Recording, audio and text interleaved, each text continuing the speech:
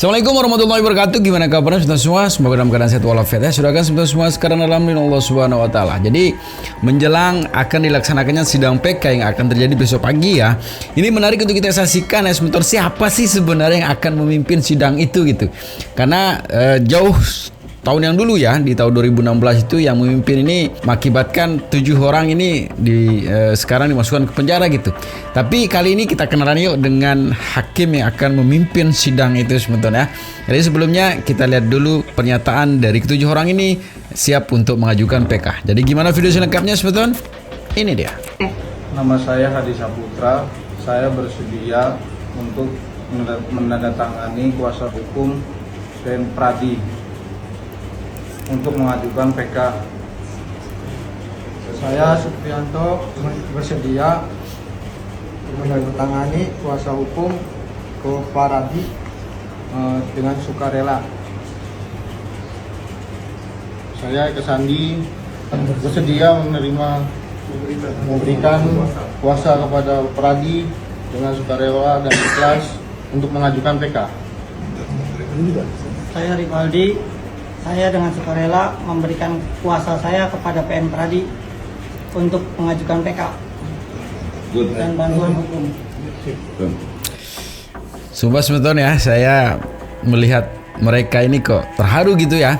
Raut mukanya menyimpan sesuatu yang bagaimana gitu kalau kita lihat mungkin keinginan mereka untuk bebas gitu kan dari apa yang mereka tidak lakukan gitu. Tapi yang menarik sebetulnya ini yang kemarin jadi kuasa hukumnya si Peggy Setiawan, yaitu pengacara Tony ya.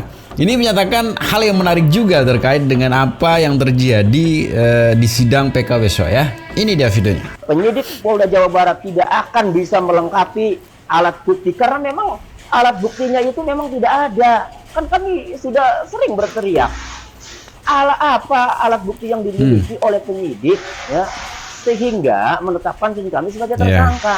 Tidak akan bisa hanya ijazah, KTP, kemudian raport ya, kemudian mencari-cari ada enggak afiliasi atau anggota geng motor, kemudian mencari-cari ada enggak jakmania garis keras anggotanya, kan hanya mencari-cari itu. Sementara alat bukti yang bisa menunjukkan Peggy Setiawan sebagai pelaku, sebagai pelaku yang melakukan tindak pidana pembunuhan itu tidak ada.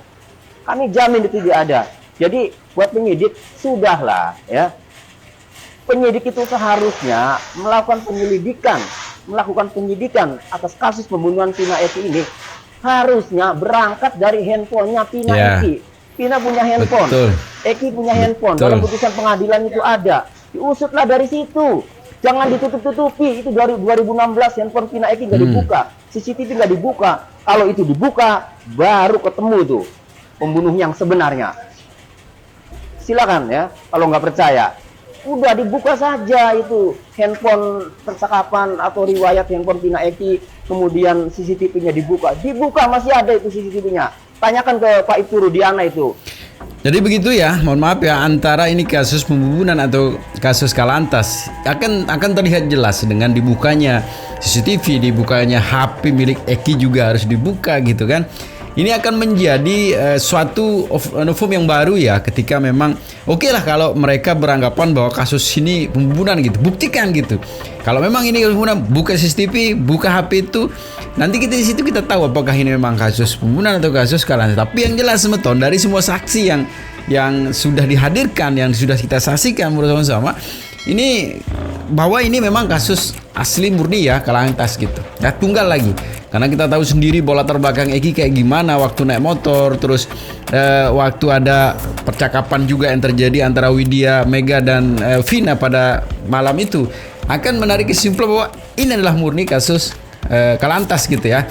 Dan kita harapkan sebetulnya sidang besok ini akan membebaskan, saya merinding ya, akan membebaskan 7 apa 8 orang ini sekarang yang masih mendekam di sana gitu. Kita harapkan sebetulnya ya. Tapi yang menarik sebetulnya ada juga informasi kemarin bahwa hakim yang akan memimpin persidangan besok ini masih menjadi tanda tanya siapa gitu dalam satu berita. Tapi nanti dilanjutkan yang akan memimpin sudah jelas siapa yang akan memimpin sidang itu gitu. Menarik untuk kita saksikan sebetulnya. Ini dia videonya. Sidang perdana peninjauan kembali ke-6 terpidana kasus pembunuhan Vina dan Eki di Pengadilan Negeri Kota Cirebon, Jawa Barat akan digelar pada tanggal 4 September mendatang. Ya, namun tim kuasa hukum ke-6 terpidana belum mendapatkan pasti nama hakim yang akan memimpin jalannya sidang peninjauan kembali tersebut.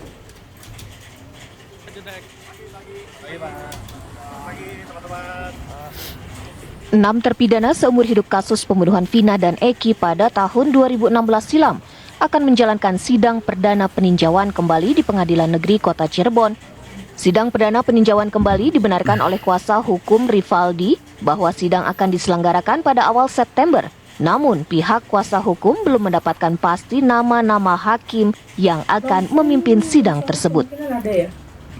Kalau kita ngikutin hitungannya dari Saka, itu kan waktu dia daftar dengan mendapatnya jadwal itu kan 3 mingguan ya. Kalau kita hitung juga dari kita, pada saat kita pendaftaran di tanggal 14 Agustus kemarin, itu kalau misalkan hitungnya itu jatuhnya di awal September katanya. Hakimnya kemungkinan mungkin dari pengadilan sudah ditentukan ya, karena ini juga kan kasusnya juga sudah sudah disoroti, jadi pihak pengadilan pun akan lebih cepat untuk menanggapi kasus ini. Sebelumnya pada tanggal 14 Agustus 2024 sebanyak 50 tim kuasa hukum dari ke-6 terpidana kasus pembunuhan Vina dan Eki mendaftarkan sidang peninjauan kembali di Pengadilan Negeri Kota Cirebon. Sejumlah novum baru dan saksi fakta baru akan dihadirkan pada persidangan peninjauan kembali mendatang. Ini akan menjadi persidangan yang menarik menurut saya ya, ketika memang Pradi ini akan mengerahkan semua ini pengacara yang akan memberikan sebuah kejelasan ya tentang bagaimana kronologis dari kasus ini gitu. Jujur sebetulnya saya membuat video ini sambil merinding juga ya. Saya melihat raut wajah dari ketujuh orang ini kok terharu juga saya gitu. Saya berharap juga bahwa mereka ini dengan kesaksian para saksi nanti yang dihadirkan, mereka akan mendapatkan keadilan lah dengan dinyatakan bebas gitu kan. Tapi ini juga ya akhirnya siapa yang akan memimpin sidang besok ini sudah ada daftarnya Semeton ya. Jadi gimana video selengkapnya Semeton? Ini dia. Cirebon menunjuk 3 hakim yang akan memimpin persidangan peninjauan kembali 6 terpidana kasus pembunuhan sejoli Vina dan Eki. Sidang akan digelar secara terbuka mulai Rabu 4 September mendatang.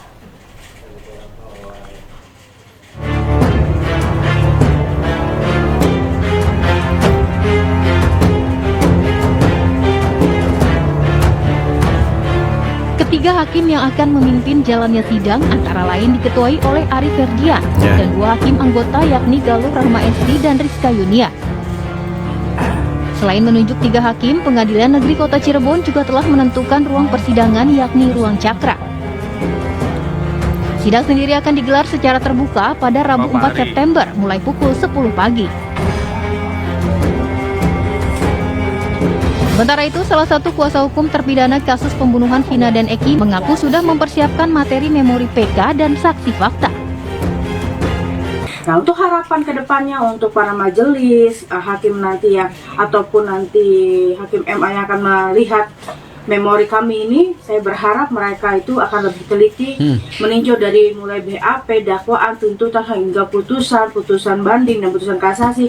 Bisa mereka pelajari semua, bisa mereka lihat dan telaah mereka bahwa memang klien kami Rivaldi itu tidak adanya suatu sangkut paut gitu dengan kasus pembunuhan Vina dan Eki. Sebelumnya, 6 terpidana kasus pembunuhan Vina dan Eki, yakni Eko Ramadhani, Eka Sandi, Supriyanto, Hadi, Jaya, dan Sudirman, melalui kuasa hukumnya mengajukan peninjauan kembali di Pengadilan Negeri Cirebon, Jawa Barat. Kuasa hukum terpidana menyebut telah menyiapkan 2 saksi, yakni Ismail dan Adi, yang mengetahui persis kejadian di malam peristiwa meninggalnya Vina dan Eki.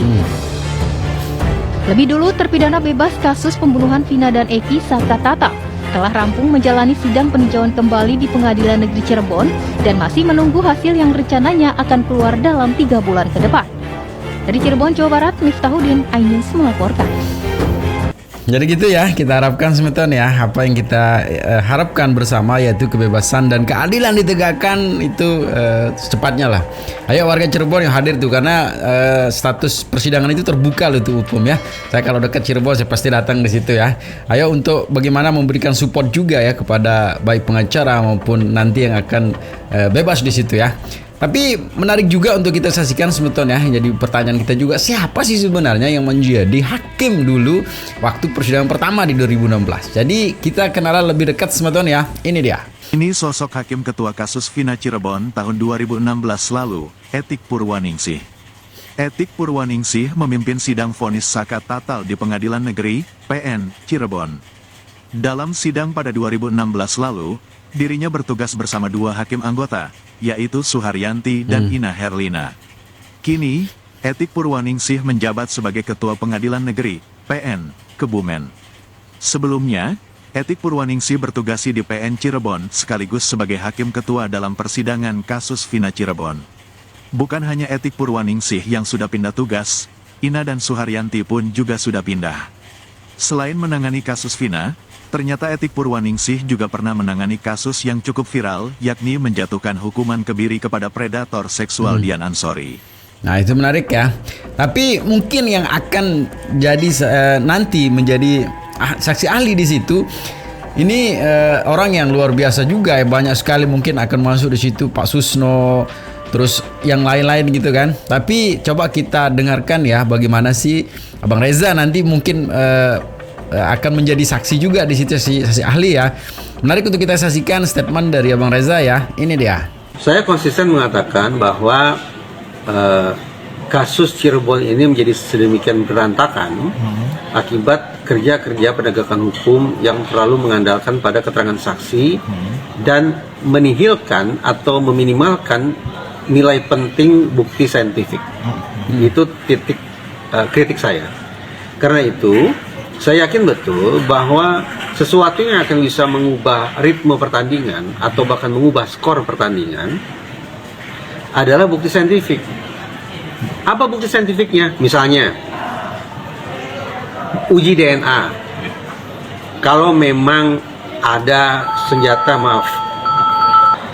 kalau memang berdasarkan laporan Uturdiana digunakan samurai panjang, samurai pendek untuk menusuk kedua korban, maka cek adakah sidik jari para pelaku di situ, dan cek adakah bercak darah yang di situ tertinggal jejak DNA para korban. Itu bukti saintifik yang harus diungkap. Tapi sejauh yang saya bisa simak tampaknya tidak ada. Begitu pula bukti yang konon ditemukan adanya bercak sperma di tubuh. Lanjut. Ditemukan bukti sperma di tubuh almarhumah. Harus dicari tahu itu sperma milik siapa, dan apakah sperma itu merupakan akibat kekerasan ataukah sperma akibat aktivitas seksual mau sama mau. Lagi-lagi juga tidak ada bukti saintifiknya. Nah yang ketiga yang menurut saya paling penting, yang lebih penting dari semua bukti saintifik adalah bukti komunikasi elektronik. Perkiraan saya, kalau bukti komunikasi elektronik ini dihadirkan di sidang PK para terpidana, maka hitung-hitungan di atas kertas, nasib para terpidana akan berubah 180 derajat. Dari terpidana menjadi orang bebas merdeka. Itu perhitungan saya. Jadi kita tunggu kalau sidang PK menghadirkan alat bukti yang satu ini, yaitu bukti komunikasi elektronik, maka segala macam perbincangan yang kita lakukan selama sekian bulan ini terkait dengan proses penegakan hukum yang konon compang-camping ini akan bisa menemukan titik akhir. Itu ya, menarik ya. Tapi sebetulnya ini sebagai video penutup ya, bagaimana sih sebenarnya, mungkin ini juga akan dihadirkan nanti di sidang PK besok ya. Menarik untuk kita saksikan ketika beliau berdebat juga dengan salah satu pembela yang onono ya, yang ngeyel gitu kan, untuk kita saksikan. Ini dia videonya. Sekarang antara yang terpidana 8 orang sama Peggy Setiawan berbeda loh. Jadi makanya saya bilang Pak Arianto menceritakan masalah yang 8 orang terpidana itu kesalahan bukan ditanggungannya polisi aja, di kejaksaan, di hakim segala macam. Yang kita fokus hanya masalah Peggy Setiawan. Peggy Setiawan ini apa disampaikan oleh Pak Arianto? Pak Arianto mengatakan kalau Peggy Setiawan ini adalah Peggy Peron. Dari mana Pak Arianto bisa mengatakan seperti itu? Ini Pak Arianto udah memvonis loh. Biar Pak Arianto tahu, Peggy Setiawan ini alamatnya di Talun, Pak. Sementara itu di Mundu udah berbeda, tanggal lahirnya berbeda, udah itu usianya berbeda. Pak Arianto nggak boleh Pak Arianto. Maka saya bilang sini saya berbeda pandang Pak Arianto. Kalau bisa Pak Arianto cabut omongan itu, nggak boleh Pak Arianto. Saya nggak akan nyabut. Nggak, Pak Arianto mengatakan kalau Peggy Setiawan itu adalah Peggy Peron, bukan Pak. Tidak. Dari mana Katanya Bapak polisi, Peggy Peron itu adalah Setiawan. Dari mana Peggy Setiawan, Pak? Karena katanya Sudirman, nggak bisa Pak. Bapak di sini, Bapak di sini. Enggak, saya dulu bicara, Pak Arianto nggak boleh. Pak Arianto kan udah mengecap kalau Peggy Peron adalah Peggy Setiawan. Enggak bisa gitu. Peggy Setiawan, bukan Peggy saya Setiawan. yang ngomong, polisi yang ngomong pada saya. Peggy Peron itu adalah salah. Peggy Setiawan. Ya, karena begini Pak, itu tadi alasannya. Saya dulu bicara. Saya dulu. Jangan nyari salah benar di sini. Enggak, bukan pengadilan. Bukan pengadilan. Nggak akan ketemu lah. Di sini Bapak berbeda pendapat gitu. Tapi jangan katakan saya cabut perkara. Saya tidak akan nyabut. Putusan pengadilan mengatakan DPO itu ada 3. Peggy Peron, Dani sama si Andi. Sementara klien kami adalah Peggy Setiawan. Alamatnya Peggy Setiawan adanya di Talun.